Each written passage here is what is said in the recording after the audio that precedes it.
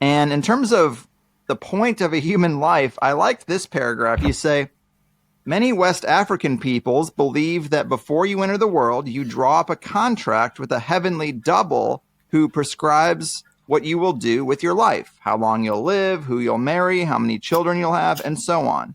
Then, just before you're born, you are led to the tree of forgetfulness, which you embrace. And from that moment, you lose all conscious recollection of your contract. However, if you do not live up to your contractual obligations, you will become ill and you will need the help of a diviner who will use all of his skill to make contact with your heavenly double and discover which articles of the contract you are failing to fulfill. I love stuff like that.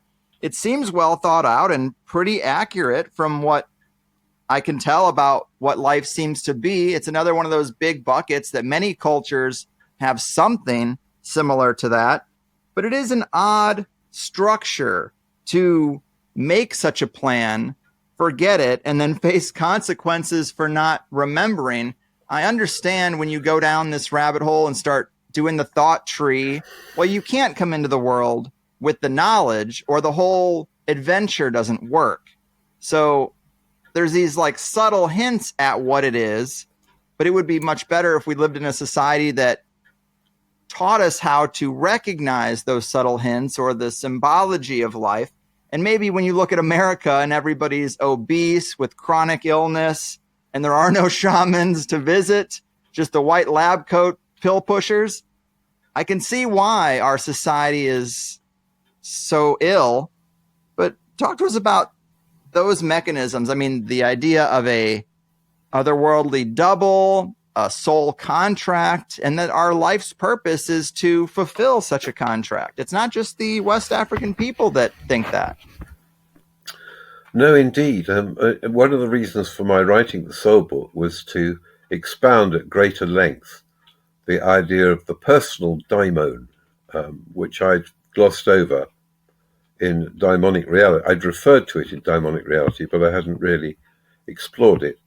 And as a result of reading more anthropology, it sort of was borne in upon me more and more that this was a very, very common belief. You know, I was finding it in all sorts of tribes, this idea that we are shadowed by we are shadowed by a kind of double.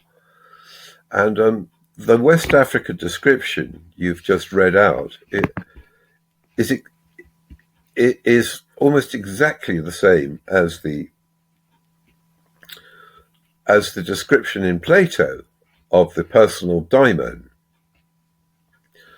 and it occurs in his great work, The Republic, in which he tells the story of a man called who died, but came back to life. He had what we call a near-death experience, and tells us the mechanics of how it works in the afterlife, and that you die and you return to the fullness of being that you were denied on earth, but you are reincarnated.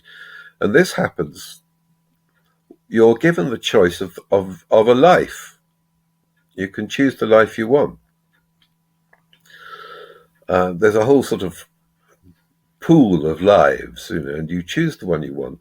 And once you've chosen it, you are assigned a personal daimon whose job is to help you to enact that life, to unfold that life when you're born on earth.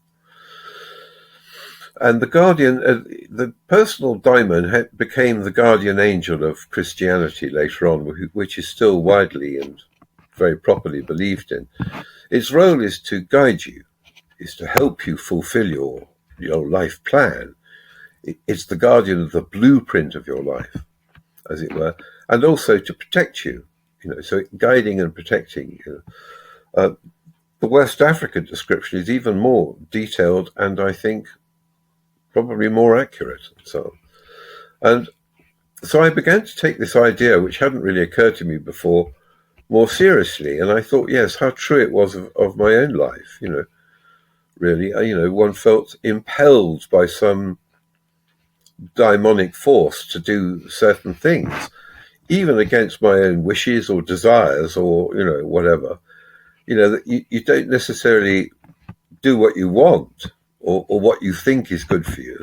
The daimon, and with its divine plan for your life, has its own scheme of what you should be doing and so on. And I think we've lost.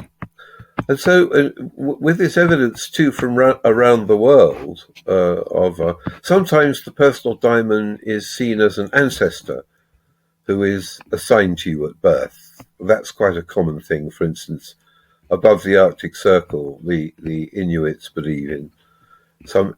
For instance, a child isn't given a name until it's divined which ancestor is its daimon, is its personal guardian, and then it's named after that ancestor. So it's a common idea, and one that I find very fruitful. It's not fatalistic. I mean, I think it's a kind of fate, but fate isn't the same as fatalism. Things aren't predetermined. There's a lot of wiggle room, but nevertheless, there is a kind of blueprint for our lives, which we have chosen ourselves before we were born, and which we then forget, and the daimon helps us unfold it.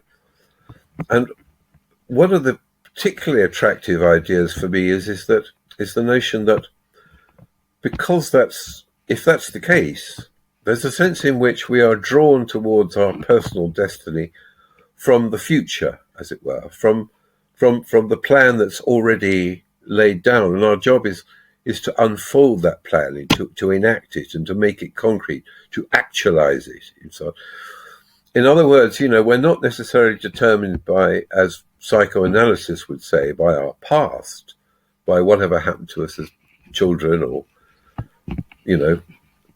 what bad parenting we had or what traumas we had. No, we are rather drawn towards our destiny from the future, from the completed self that the daimon already has in its mind. And so the daimon, directs our soul in this way, that the world is, as John Keats said, is the veil of soul making, that we have souls, but in some sense we also have to make them, that we are acorns that have to become oaks, that we are potentials which have to be actualized. And that is the key to the meaning of our lives. I mean, that's where the meaning of our lives comes from. Yes. And if we deny the promptings of the daimon, it's the worse for us. And indeed, it should be the role of psychotherapy really to help us to contact our daimons.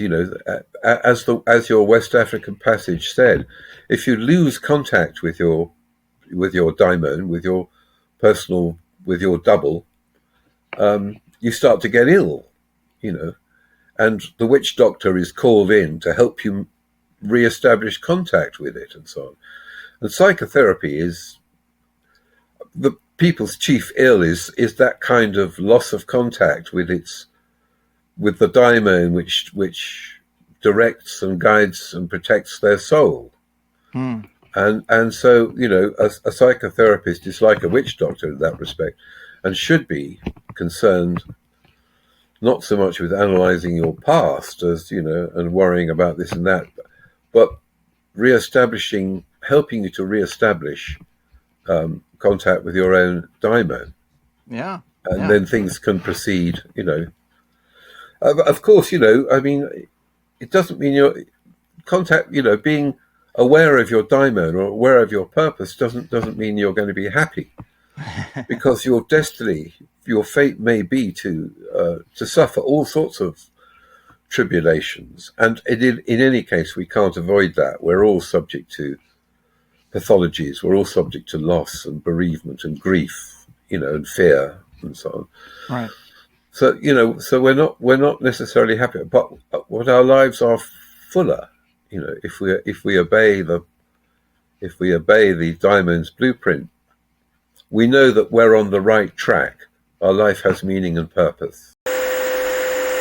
Can you believe it, people? A video clip and a peek into how that sweet THC sausage is made. For some people, I'm sure it's nice to put a face to the name, so I started making clips that are a little more YouTube friendly than the full show tends to be. Get the full show on any podcasting platform. I prefer to keep it audio only, so we have a more decentralized distribution for a controversial show, and also so I can edit out the ums and ahs and barking dogs and all the things that happen when a person records in their home environment. And then if you really like the show, you can sign up for THC Plus, and instead of 1 hour interviews, you get the full 2 hour interview for just $8. I think that's a better deal, more of a win-win than asking you to support the show by booking a therapy session or buying generic Viagra. It's getting weird out there, folks. So just go to the highersidechats.com or click the link at the top of any set of show notes, and all your wildest dreams will come true. All right? All right. The highest